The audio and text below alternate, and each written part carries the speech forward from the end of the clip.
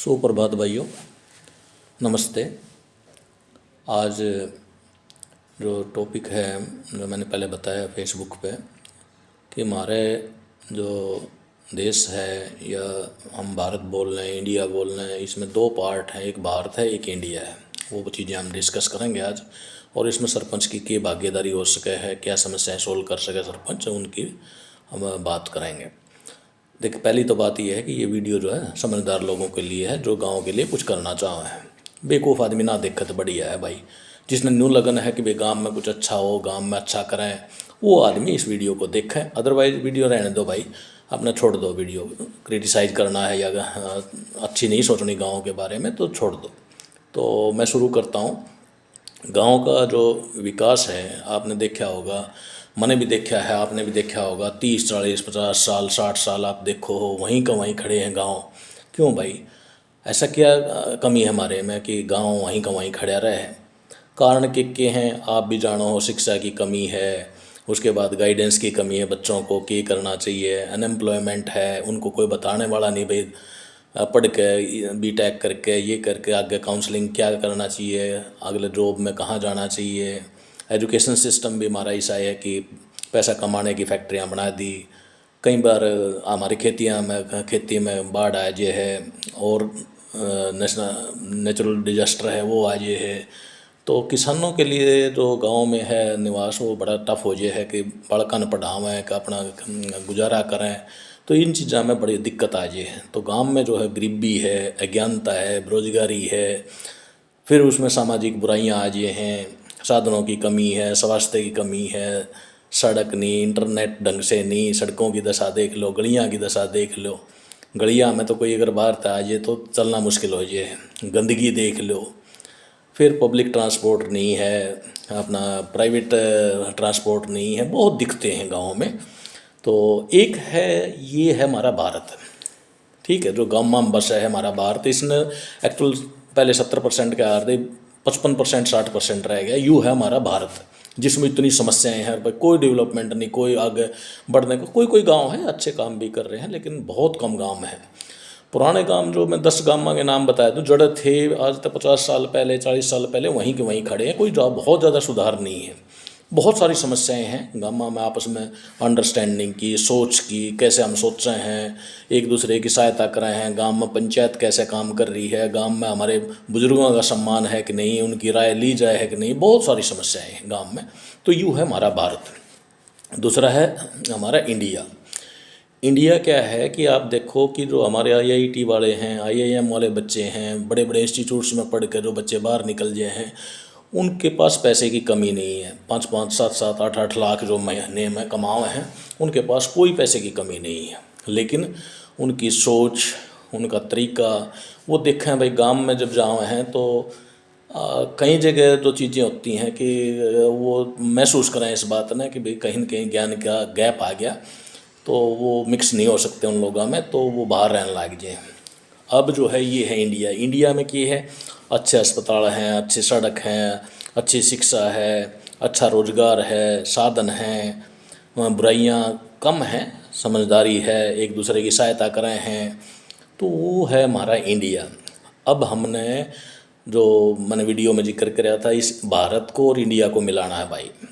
भारत और इंडिया को मिलाने में सबसे बड़ी कड़ी जो मैंने देखी, अनुभव करी, विचार करा, सबसे बढ़िया कड़ी है हमारा सरपंच। जो गांव का सरपंच वो है, अगर वो चाहे तो इस भारत को और इस इंडिया को एक कर सके। आप बोलोगे ये क्या बात हुई भाई? ये बात न्यू हुई कि जो सरपंच है सबसे पहले उसने गांव का पहले तो विकास के बारे में सोचना पड़ेगा।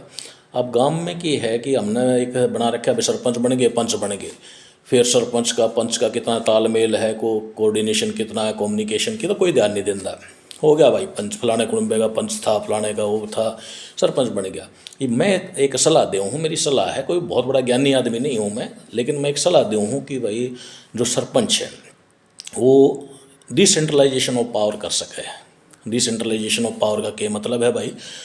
हर पंच को, जो पंच बने हैं उनको एक एक को जिम्मेवारी दें। जैसे एग्जाम्पल के लिए, उदाहरण के लिए, एक पंच को देते हैं गलियां का और नालियां का जिम्मेदारी, एक को चौपाल का, एक को तालाब का, एक को खेत के रास्तों का, एक को मंडियों का, एक को अपना हॉस्पिटल का एडमिनिस्ट्रेशन का, बैंकों का एडमिनिस्ट्रेशन का। कोई भी शिकायत आओ है बैंक के प्रति, सरकारी कर्मचारी के प्रति, एक पंच जो है उस पर एक्शन ले है।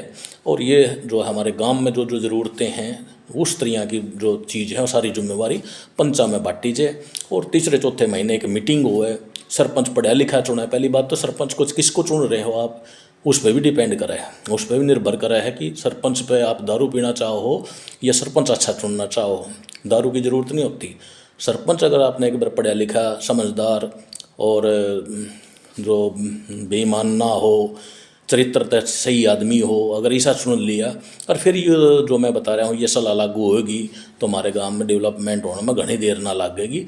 हर एक पंच जो है वो सहायता करेगा, अपनी जिम्मेवारी समझेगा। जो पैसा सरपंच उनको जिम्मेवारी के साथ में पैसा देगा, भाई तू नालियाँ करवा ले, तू गलियाँ करवा ले, चौपाल का करवा ले, शमशान घाट का करवा ले, एक एक पंच को जिम्मेवारी देनी चाहिए और गांव के सामने देनी चाहिए। भाई ये पंच इसके लिए जिम्मेवार है।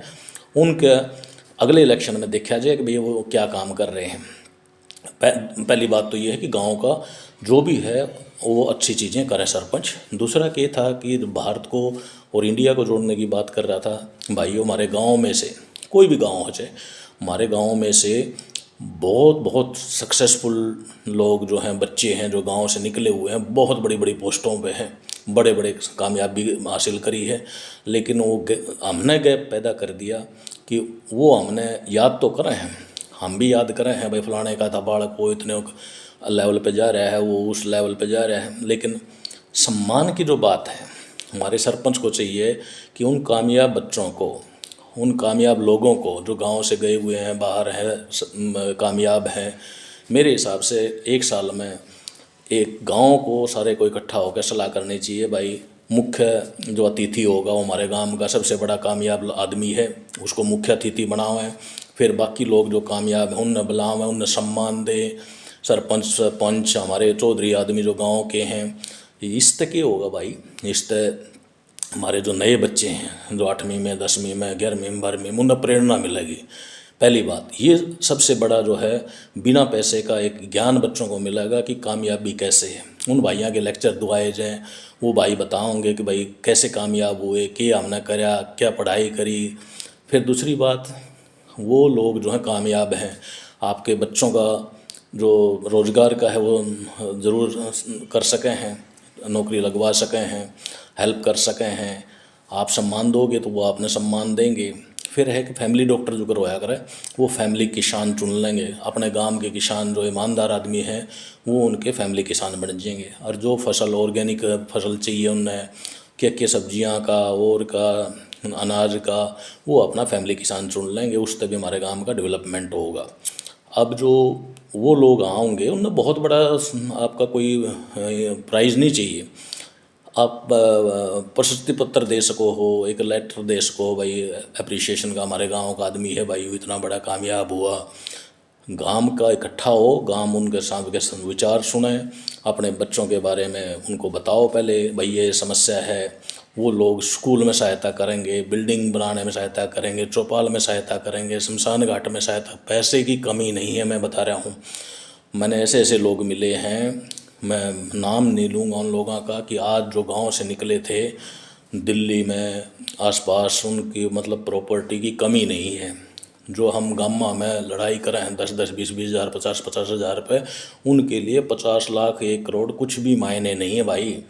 जो उन लोगों तक तुम सम्मान दोगे तो गांव में आके इन्वेस्टमेंट करेंगे, आप तो पैसा देंगे, पैसा लगाओगे गांव में, लेकिन इज्जत तो देनी पड़ेगी भाई। इज्जत बिना तो काम कौन चल रहा है। ये हमने थोड़ा सा अपने चेंज करना पड़ेगा कि हम उन लोगों को इज्जत देवें। सरपंच लेवल से लेकर छोटे लेवल तक हमने एक एक आदमी को ये विचार देना पड़ेगा कि भाई बाहर जो गए हुए आदमी हैं, हमारे गांव के कामयाब आदमी हैं, पैसे वाले आदमी हैं, उन्हें बुलाओ, साल में एक बार सभा करें, सम्मानित करें।